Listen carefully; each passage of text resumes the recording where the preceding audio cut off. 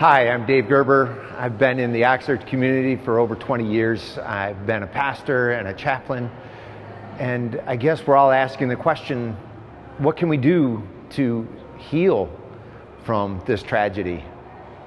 I think the first thing that I would tell you is what I learned in a seminar years ago from a Michigan State trooper.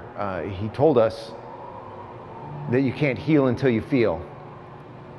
Another pastor in the community was talking about how we tend to look at, as Christians or people of faith, any faith, that we tend to look at the negative emotions as things to be suppressed or ignored or denied. And there is no shortcut through grief.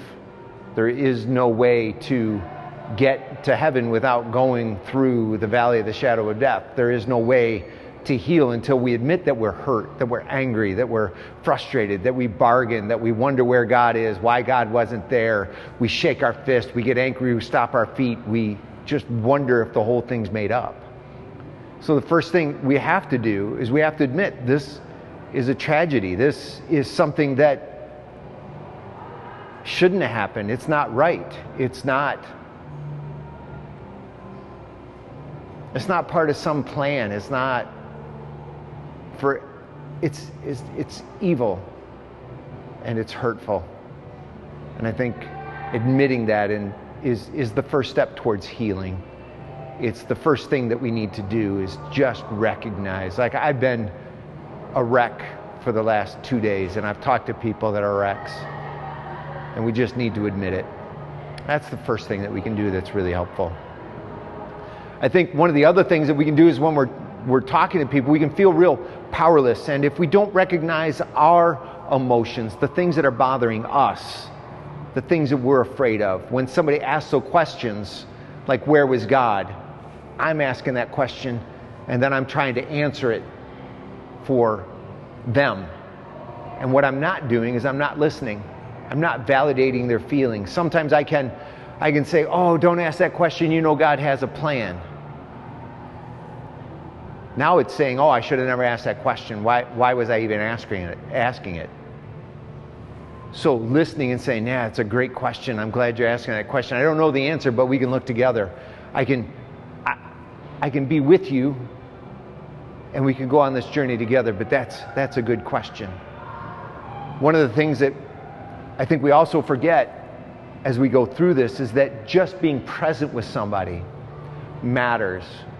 There was a guy, I'll call him Bill, that I was taking care of at the nursing home, and Bill, he had some memory issues, so I was always introducing myself to him, and I go, hey Bill, how are you today? And Bill, he would say, I'm fine, how are you? And I said, I'm great. He goes, who are you? And I said, I'm Chaplain Dave, and then he'd pretend to go to sleep every single time. And I would introduce myself a few times a day, just checking on him, and family was there. And one day, a son pulled me aside. He goes, well, Dad has an interesting relationship with God. I said, I get it. Well, one day, I walked in, and his daughter was there, daughter-in-law. And every day she would come in, and she would hold his hand, and she would pray with him.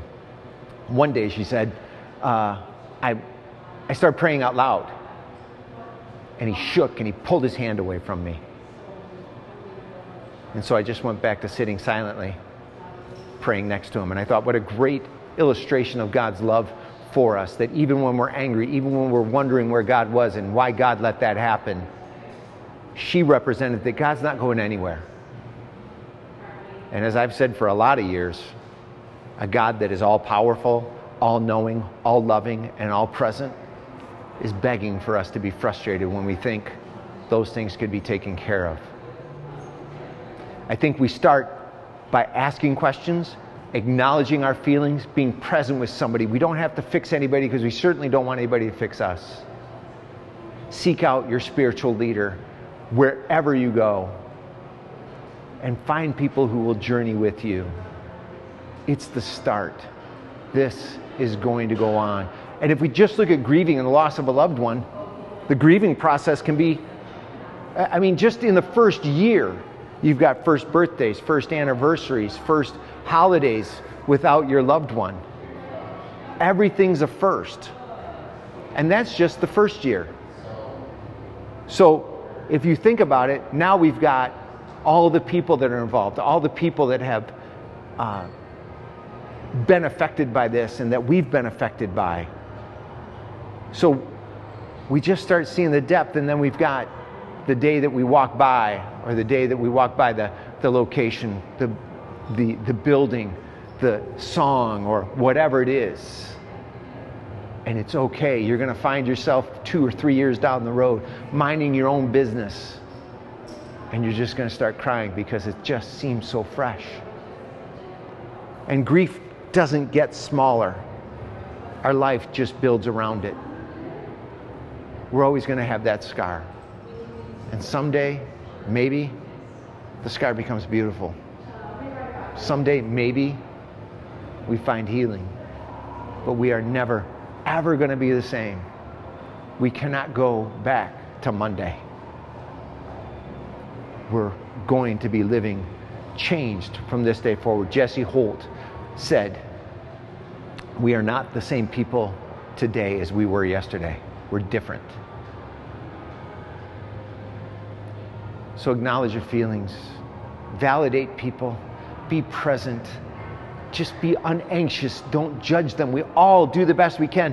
And maybe as a final thought is familiar yourself with the stages of grief, because some people are in denial, and that's a perfectly acceptable coping mechanism. Some people are angry, some people are bargaining, some people are depressed, some people are accepting. Just be present with people. We are all doing the best we can, and we can't do it alone. Don't be alone.